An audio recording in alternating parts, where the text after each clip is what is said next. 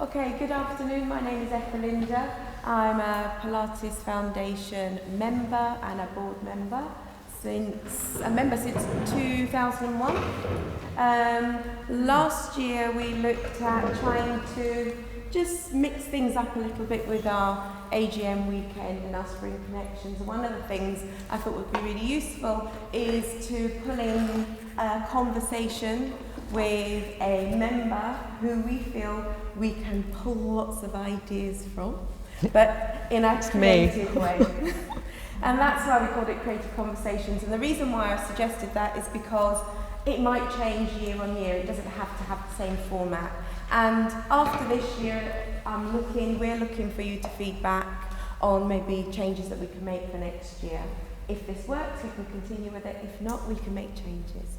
So, the first person who's on our list was Anne-Marie. Thank you. And I think we thought that Anne-Marie would be a good starting point for us because she's very renowned within the Pilates industry as a teacher trainer, as a mentor for a lot of people, even though she doesn't have that particular title. So I'm hoping that this afternoon, in this creative conversation, there might be some questions you would like to ask her. But before you do that, okay, I'm going to ask Anne-Marie just to give a very brief synopsis of herself and her life. And then I will go on to probe with a question. Okay. So is that the first question? No, yes, brief synopsis. A brief synopsis. Brief. Yes. So wasn't Okay. it? I thought it was. Yes. So brief synopsis of your background and so forth for Okay. people who didn't know. All right. Okay. I was a dancer, and when I was living in New York, I was dancing, performing, and I was hypermobile. And the company I was in said, "You're too flexible and you're behind the beat." So because American dancing is very strict with everyone moving together, and it's very kind of neat and quick, and I was like slightly behind everybody. And so the company director said, go to Robert Fitzgerald. So in New York then, there were only 2 Pilates studios. I think there was Robert, and then there was, 3, Carola Tria and Romana. So those were the 3, because I went to Robert. So I went to Robert, I was about 21, and I walked in there, and Martha Graham was there with her Holston gown on, and her she had very bad arthritis. I went, that was the first person, and all these beautiful New York City ballet dancers, and then there was me, contemporary dancer.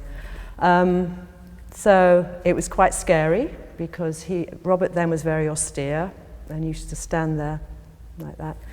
And it was very different to now, so everything was tucked under. And when I moved back to England, I was very like this because I was so tucked under.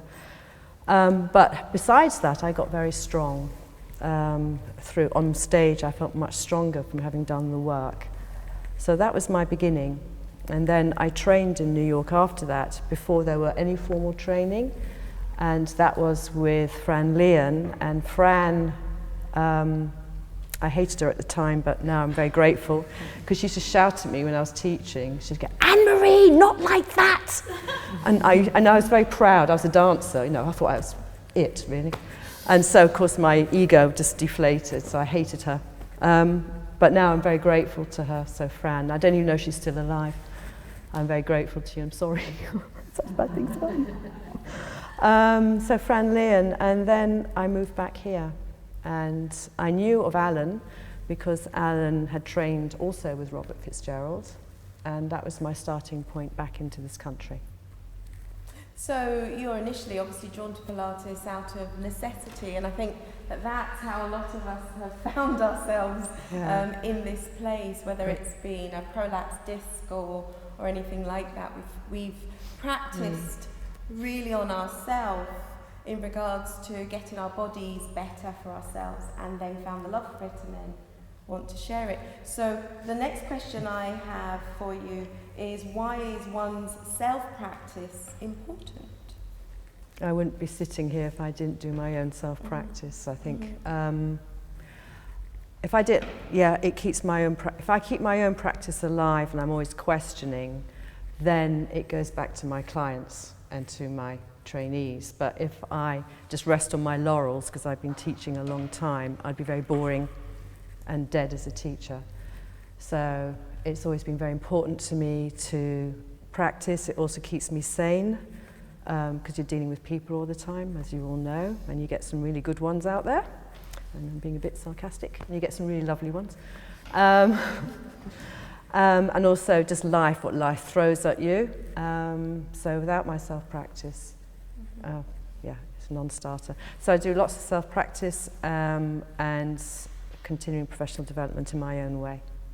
Okay, so that leads me on to my next question, and then I'll be opening it up to the group, so be ready with some questions in your head.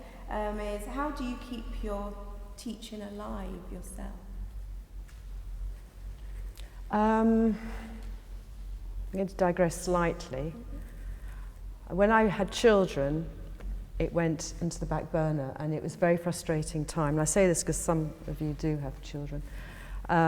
So I felt almost like a fraud sometimes. I'd go and teach, and I just felt, you know, I haven't practiced myself. That's the only time when I wasn't really practicing, and I had one child that had special needs, so it was very, very hard to do anything besides run home and deal with this child. So, yeah, so now I've forgotten the question. Keeping your teaching alive. Oh, yeah. So that was a definite, you can see because I even forgot the question. So that just kind of says it really, doesn't it? But then as they got older, I started to go out and do training. I thought I've got to do training because it's driving me nuts. So I was also a yoga teacher, so I'd do yoga workshops. And then if I went to America, because I came from America, I'd go and visit friends that were teaching, go and see what was going on there. And then I made a vow to myself that when my kids reached teenagers, when they hated me and didn't want me to be seen dead with me, I would go and do something. And that's when I started Body Mind Centering. And I've been doing that for the past 7 years. So I bring things in as and when, so generally I tend to bring things in as and when my gut feeling says you need to do something. But during the time of bringing up children and having one with special needs, having said that, I did a lot of workshops for him, which brought me to where I am today. So in many ways, I used to call him my yoga teacher because he was a very challenging child. And so I had to do workshops on attachment disorder, and he had developmental delay, so I had to go and do workshops on that, because then he was having trouble in school with learning and relating to children. And so that really set me up for wanting, then I found the BMC through that really, because I learned so much from that. I thought, how can we bring this into Pilates? How can I link everything together so it's not all kind of so fragmented? Okay, that's brilliant. Thank you very much. I'd like to open this up to the group. If you have any questions you'd like to ask Anne-Marie.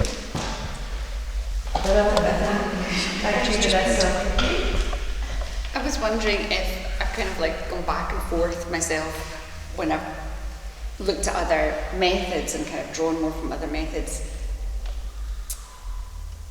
Sometimes being conflicted with that method seems like this is the truth, and then with that method, this is the truth. So which path? Am I lying if I say that? But sometimes that. Did you ever come across that kind of conflict between like BMC and Pilates, or yoga and Pilates, or? That's a difficult question in a way. Conflict. Pilates and yoga I kept very separate. And it used to drive me mad when people would put a lot of yoga into their Pilates classes, because they're so different.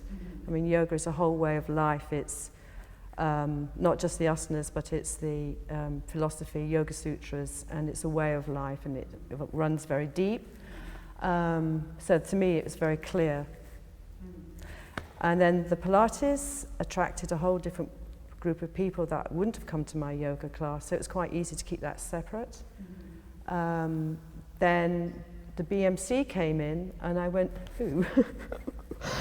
So the BMC came in and it slotted right into the yoga, because yoga, and I was saying this yesterday, is a quite reflective method of being, and BMC works a lot on perception and senses, and that's in the Yoga Sutras. So I was like happy. I was going, wow, these just feed in so beautifully. Then I was going, right, now I have this flowing very beautifully, but I have this Pilates studio and training, and how am I going to bring that in? It took me longer, because neither should I, just because it suits me, because it's all about timing. So the timing, as I was saying, of going into these different things was the right timing, and just happened to be where I needed to go for me personally. But it shouldn't necessarily be for everybody. So I was very conscious that I was, with the BMC, not to bring too much in too quickly, till I'd really brought it into my cells and really felt that it was really part of me. And then I can give it, and then just say, but this is just one option. It's not, as has been demonstrated this weekend, actually, because we've had you and we've had Mariella with the anti-gymnastique. So you pick something from each of them, and then it just gets embedded into Pilates. Because some people don't want to do somatic. They want to do Pilates more from a fitness point of view.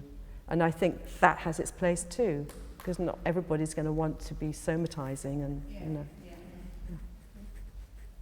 Another question. This is your opportunity. Have we got any questions? Oh, here we go. So you've already expressed that it's almost like your journey's been quite organic, as in the things that life was throwing at you, you've kind of followed those investigatively. Do you think, though, that there's maybe a fundamental or something you think that every practitioner in their own self-practice and self-development should be kind of including within that journey? I think as we work with people, I think we need to have a practice that is quite flexible in terms of, one, that gives us something back, something that goes much deeper to tap into something very deep within ourselves, as well as something which keeps us physically fit and healthy. Recently I started climbing because I had two boys that were killing each other at home, so I thought it'd be good to take them up a wall. But then I got hooked and they lost interest. So for me, physically, I, at the moment, tend to do that and Pilates for more kind of like, if I'm like that. To go back to being a bit more serious to your question, from the BMC, I think the developmental movement reflexes and where movement started is something to explore, because it just takes us back to natural movement, and how we were supposed to move, how we are supposed to move. And I think Pilates, we're all so keen to get the exercise right, and it's very structured, that sometimes I think it's good to break away from structure, and so you can explore.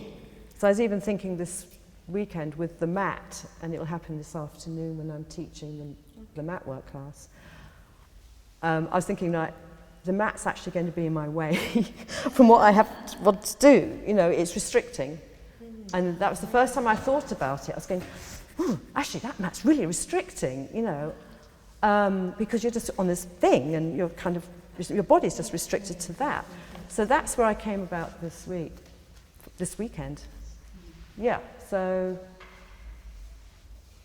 yeah, I'm trying to unearth, almost like I'm unearthing. But I'm unearthing because I know Pilates very well. I come from, it's really rooted in me. The yoga's really rooted into me. And the BMC is becoming rooted. So it is organic, as you said, yeah. So what is your favorite part about teaching? Being with people.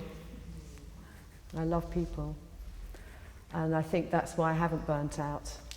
I have the self-practice, but I have all these different types of people, which at first I struggled as a dancer, because people used to come in and they say, and I'd say, just, take your arm up, and they'd go, and I'd just go, I was like the worst teacher ever, and so now I don't, people used to say, when I for teacher training. Oh, I'm not a dancer. I'm going, great. That's even better. You're not a teacher. I mean, a dancer. Yeah. Although it's okay to be a dancer. It's okay to be a dancer, yeah, but there's lots of bad habits to strip away. Here we go.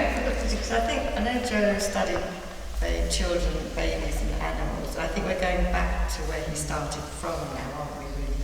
To natural movement. So it sounds great, rather than his exercises that weren't really, he gave different exercises to different people because whatever was appropriate, wasn't it? So it's nice now to get back I think having done Anne-Marie's workshop yesterday, feeling from the organs, it was wonderful. So I think we're getting back to how children move and animals move naturally. So thank you, Anne-Marie, for bringing it back full circle. It's not just me. Joe would be it's not just me. But I mean, I was saying yesterday, and I think this is relevant.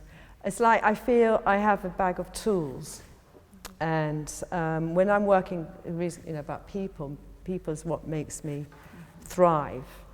I have a bag of tools. I can just go in and go, this will work for them. So it's like I like to meet that person halfway and get a relationship going with them so that then I am better able to guide them. But it's a meeting, so because it's their journey as well. It's not me just telling them what to do. It's them feeling it, understanding it, and saying, well, actually, I want to do this next. I feel my body needs to do this next. And I go, well, that's great. So then, especially if they're injured, they need to know how to manage. So if they really begin to know, no, actually this doesn't feel right, and they feel safe to say that to me, then that's really what it's about. And it's that level of ownership of your body or of the body.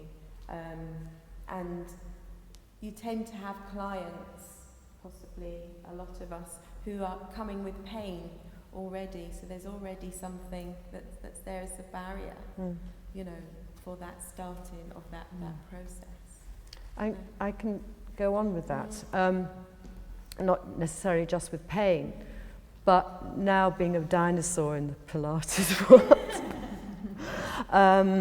It's interesting to see over the years how it's changed, the history of it, because as I was saying at the beginning, I was all tucked under and everything was like it's kind of like very like that. We had a certain order, we weren't allowed to deviate from, we had to do MAP first, and then we had to go on reformer, and then, so it was very, very structured.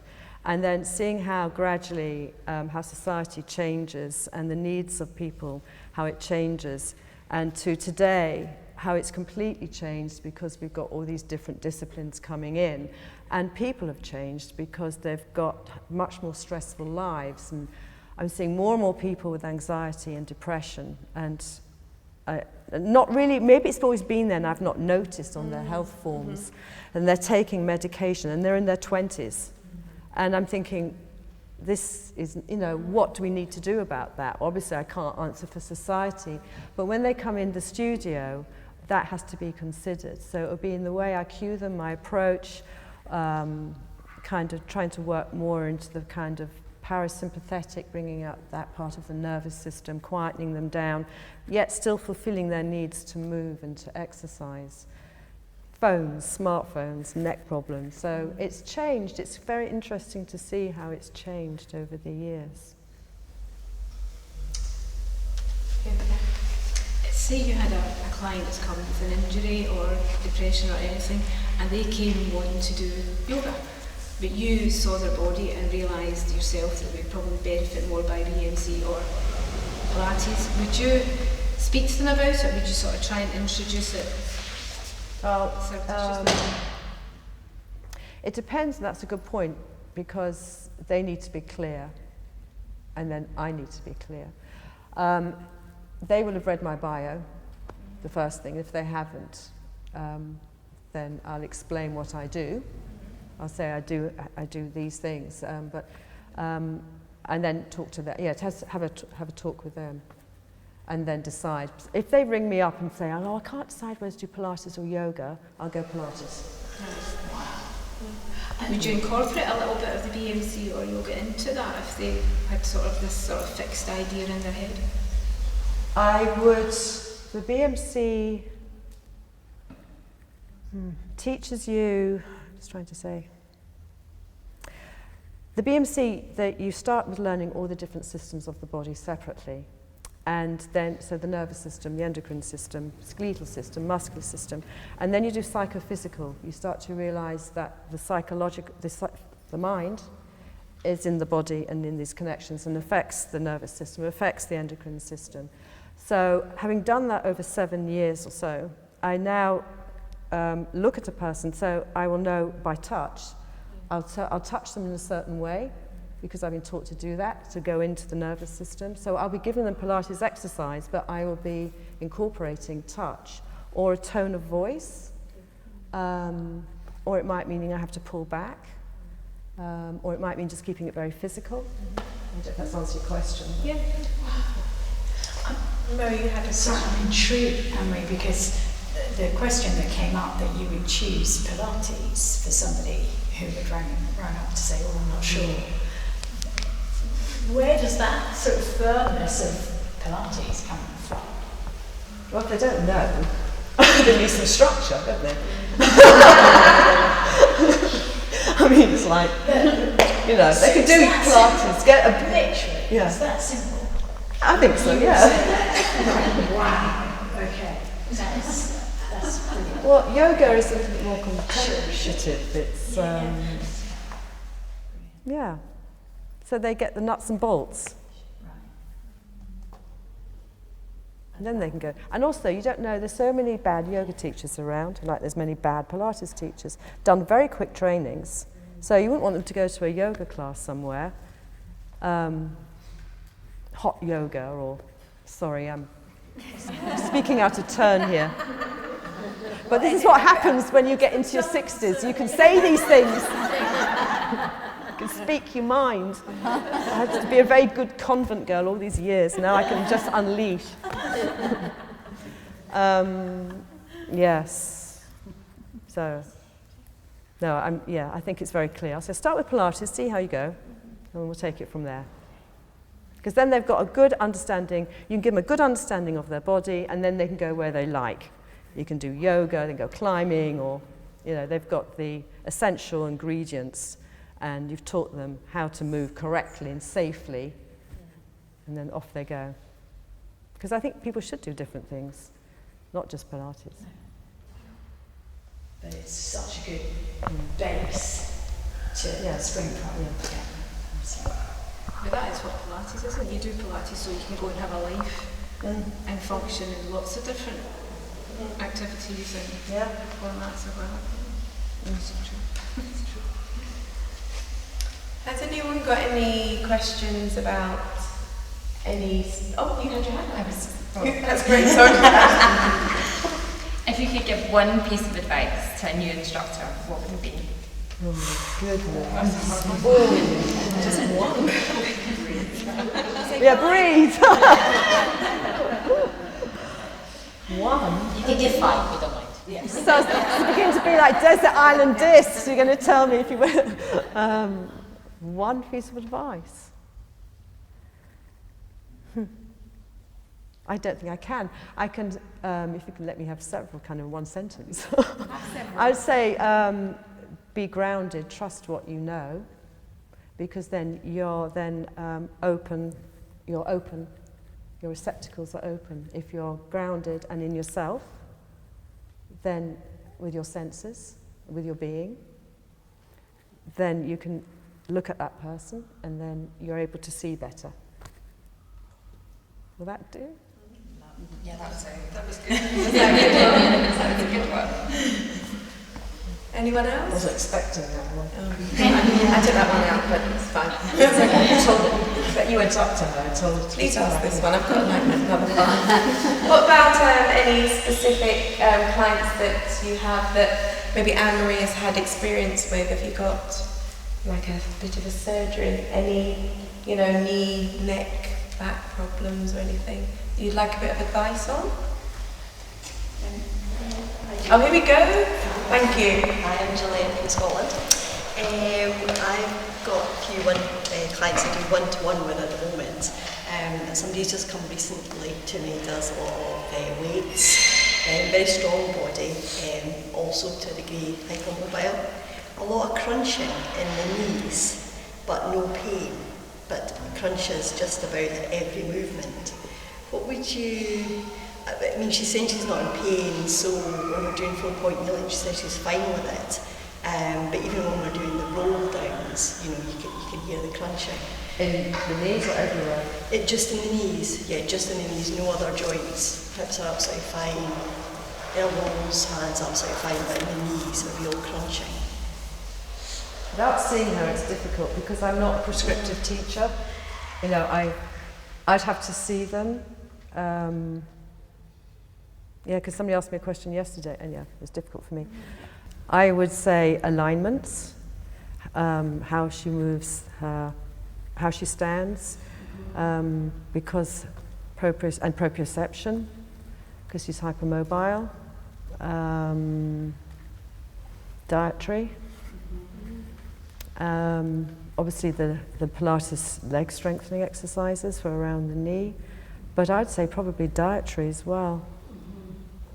Do you mean by that sort of minerals and vitamins? Yeah, and what she eats. I used to click all over the place, but I don't anymore, and I don't know why. Maybe it's age, I don't know. But yeah, and I think it would be unfair just to ask me. I think this is where we should open it up into the space. Absolutely. Because everyone's going to have different thoughts, and I think that would be more helpful to you if it's not just me speaking. I can only give you mine, but there's others, very experienced teachers here. I just tell them to create space in the joint before they move it, so you open up before you move, and that seems to engage all the muscles that support the joint, rather than just bend and stretch it. They open first, and then it starts going to start kicking and cracking. So lets the fluids, all the release work to let the juices diet, no dehydration, fluids, all that sort of stuff. But if you create space before you move, then it stops. And then all the right muscles engage. Any other thoughts from anyone else? Oh, here we go. Lovely. Oh, I have a question. Oh, yeah, I have a question. I had a question about working with, or how you deal with working with this for anyone as well. People are either going into surgery or are thinking about going through surgery for something, and it's a bit, it's kind of a big question for me sometimes whether the surgery is going to cause more trauma, and whether it's better for them to take a movement approach to rehabilitating the joints. And I think that it's a big question mark I have, but so a lot of the time my clients, I have clients who is thinking of having surgery, for example, for a shoulder injury or a hip injury, and they don't have to, because they can still move their arm. There is pain in some movements, but it's not perfect, and there's the attitude that, if I have surgery, it'll be perfect afterwards. But I know that that doesn't happen. You know, a year after having surgery on a shoulder, someone's still complaining that they can't lift their arm full circle, and the surgeon has just written them off, so yeah, perfect, no problem there. So it's like, now I have a bit of a question about, well, if someone is asking me, should I go for surgery, how do you deal with that situation? If someone's asking, is surgery the right pathway for me? I find it very hard to answer that question. It's a good question. I think it depends on your relationship with them, how far you can go. Because I tend to say, well, let's try all the other pathways first. I think surgery should be the last resort, because after all, they're cutting into the body and into the different layers. But sometimes surgery is a necessity. So you have to be clear. You don't want to make them feel bad then if they need to go and have surgery. But you can say, well, the best thing to do anyway is to get your body ready for surgery, to the whole body. Let's get the whole body. And sometimes getting the whole body helps the injury itself. And just to say, yeah, we can do that, but let's work the whole body and get you really nice and fit, and then just see where we are in a few months' time. It's tricky, isn't it? I do have clients where I can feel like, yeah, surgery is a necessity. you can't go down the road and buy a loaf of bread and get the hip replacement at well. But then there's other people who feel like maybe there's some kind of private medicine selling you a little repair on something that might be torn. It's like, You're right, some people just want to have the surgery and then go, okay, well, I'll prepare you for it then. yeah, It's their choice. I don't think you can make the decision. You just can't make the decision for them. But they, are in court, but they have to make the decision themselves. Even if they come in to class and they go, yeah, my knee's feeling better and better, but there's still something wrong. It needs to have surgery. Sometimes I suggest alternative, because I've had a lot of problems with my knees from when I was a dancer. And there was a point about 3 years ago where I couldn't kneel. So I'd have to wait till no one was looking so I could get off the floor. It was really quite funny. I thought, this is really funny. So I went to a Chinese herbalist, and within weeks I was kneeling. So I said, what did you do? I said, I can kneel. And I can kneel ever since. That was about 5 years ago now, I think. So I just cleaned your blood. Cleaned your blood? Yeah, that's how he said it. I just cleaned your blood. With acupressure? Herbs. These lovely smelling herbs that you have to boil and stinks the house out, and then you have to drink it. And then you have to do it twice a day. But it worked. But not everyone wants to do that either. But you can test. Sometimes. Someone advised you to do that, or you knew about it? Well, again, I've been around a long time because I made connections and I know different practitioners, and I now work in a place where there's all the practitioners that you could want. I kind of have a feel what I need. So I had a feeling that the Chinese herbs, that because it's not just the knees, my knees are my barometers, let's put it this way. So my knees are my barometers. So when they're aching and sore, I know that I need to slow down and quieten down, and I'm tired. Funny enough, they're okay at the moment. So I know I need to do something. So probably he was cleaning my blood, but he was probably doing something else. So when you're looking at a client with an injury, okay, say knees, it's not just the knees you're looking at other factors. And it could be emotional factors as well, and other things that have got in there, and it's just manifesting in the knees. So yes, it can be a structural knee problem, but it can also be caused by other things. And that's the benefit, I suppose, of, as you say, you've got lots of practitioners around you who have different experiences. Is about knowing about these people and not necessarily seeking them out, but giving your clients alternatives and saying, well, why don't you try? So these conversations are quite important. Yeah, it's good to know about practitioners, because chiropractor, osteopath, what's the difference? So people come to you and say, what's the difference between a chiropractor and an osteopath? What's a cranial, And it's actually good to kind of know most of yourself. Any other questions from the floor at all? Here we go. Hi. I am training to become a Pilates teacher. I'm not a Pilates teacher yet, but I've started observing classes, and I was warned about this one class, which is a bit difficult, which I observe, and some people are physically present but not mentally present. And what would you do, or what would the best way to make someone else responsible for their practice, rather than them turning up and just wanting you to fix them? Is it a mat class or a studio class? It's a mat class, but they just it seems like they're just not putting the effort in, And I mean, one turned up after Easter and said, the teacher said, what do you want to do? And she said, I want to do some roll downs, they're so good for my back. As soon as I'm not doing them over Easter, my back got bad again. And I thought, why don't you do some roll downs? It's like they're only allowed to do Pilates for 1 hour a week. They're not allowed to do it any other time. How do you, without being rude, get them to be responsible for their practice? Some people you'll never get them responsible for. And the hardest thing is then you're teaching them and you're getting nothing back. They're soaking you. And then you standing there thinking, God, I'm so tired, I could fall asleep. And then you leave and you go home, and then suddenly you feel fine again. And this is the problem. So, I mean, you have to put your boundaries. That's when boundaries come in. I haven't spoken about boundaries in a long time. But if I've got someone like that, I think you have to suss out how much can you, it's that client relationship again, meeting halfway. How much can you meet them? If you're going to meet more than halfway and you have to go to, oops, it's the voice thing again.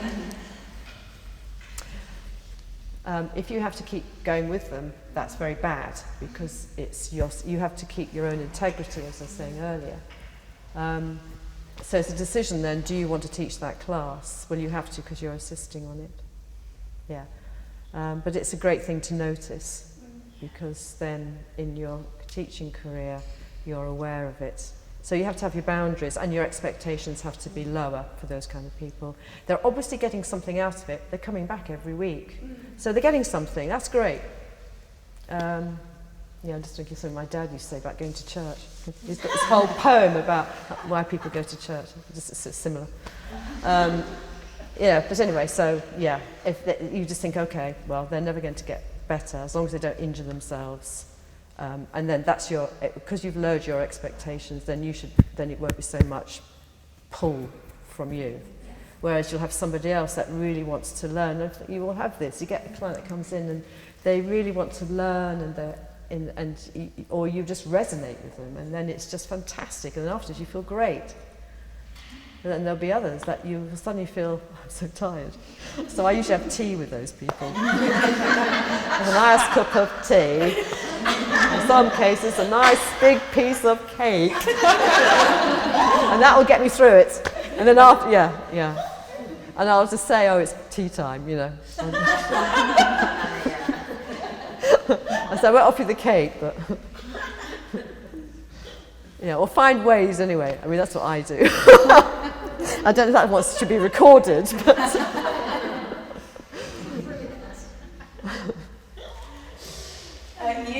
you were agreeing with, having this feeling. Yes, because I'm just thinking, I've recently come back from maternity, so I'm doing quite a bit of cover work, which I hadn't done for a few years. And I'm currently in a studio in Kensington, and so they know my clients. And so, I was taught, get the reading first, and then start with your cues, so set up the exercise, and then there's this guide. I'll get halfway through setting up the exercise, and it's asking me, so, but tell me about Italy, and then what kind of food, and I say, oh yeah, mozzarella, and then I'm wondering the exercise, and then I try to give it some cues or some correction, and it doesn't really. He wants to talk about whatever he wants to talk about, and then what do you do? So for the first 10 minutes, I kind of think, okay, I need to teach, and I haven't taught for a whole year. I really want to teach, please let me teach. He doesn't want to be taught. He just wants to come and have a bit of a chat, have an hour, and he comes 3 times a week there, and he pays whatever, 80 pounds, 20 pounds, whatever he pays, and Lashley Kensington, and that's what he wants to do. And then, you as a teacher, just go, right, you need to be safe. You spend a nice hour, you do the exercises, and you talk about mozzarella. But it's frustrating. I just remember this because I used to find this when I was assisting, or when I did my covers in 2012, whatever. And I've forgotten a bit about it. And now, you come to a point where you will choose in the classes the people you want to teach. But now I can't do that because I'm again out there searching. And it's hard. You're right. It's really, really hard. But hey, you just have to put your hands up. I think we have to judge our clients as well. Somebody wants to do Pilates for an hour every week and they feel like they've ticked that box. Fair enough. I guess that gets complicated when you've got a whole other people in the class. So if it was one-to-one and they just wanted to tick a box, that's okay, but it's maybe difficult if they're dragging down the rest of the class. I've got a guy who just plays. We're all doing the class, I'm teaching, and he just wants to come because he wants to say that I do Pilates. But he doesn't actually do a lot of harmony exercises. And I just totally don't go into his shoes because I'm not there to judge him. If that's what he wants to do, that's fine. And sometimes when he's responsive and he wants to do the work, it's fantastic and he works really, really well. But he just wants to just dip in and dip out on his terms, so that's okay with me. I'm there to teach Pilates to my group, and he's just part of my group. And he brings stuff into the class, and because everyone says, why does he come? Because they all see, you know. But I say that's his thing, that's what he wants to do. So I never judge. You always get the star people. Yeah. And I think that's such an important thing you just said, is being non-judgmental. Totally. Yeah. And I think if you're non-judgmental, then you've taken off all this stuff that you could actually get on you. Yeah. Yeah. It's a long journey to become non-judgmental. Yes, it is. And it has taken me a long time. Me too, because I was as I said, a very proud. Well, I was a sports. Yeah, you see, so same. So very structured. Yeah, very structured, yeah. But now I just love teaching. Yeah. You know, that's what. Yeah, but that's probably why, because you've allowed yourself to be non-judgmental, and I'd say the same. Yeah. As long as not disruptive, you just have to be a part of the family. Yes.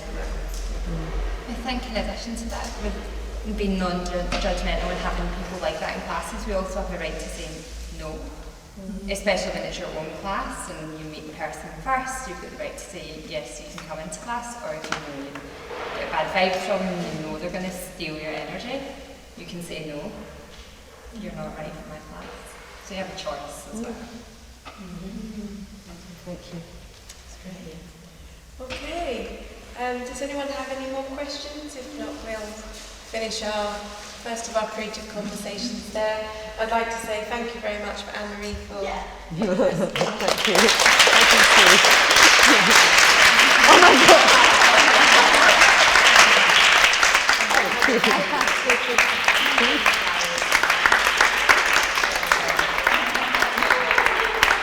Thank you.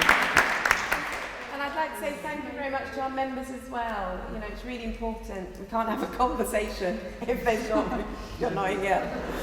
So what are you doing for the next one? Do you have a hat or something with names in it? Well, I think what would be really interesting is for you to maybe put some ideas forward on, you know, other topics of conversation, and maybe then we will pull in someone specifically for that topic. So the ball's in your court, yeah? This is your organisation, we're here for you, so you need to feed back to us, okay? But thank you very much for taking the time. Thank you too. Thank you very much.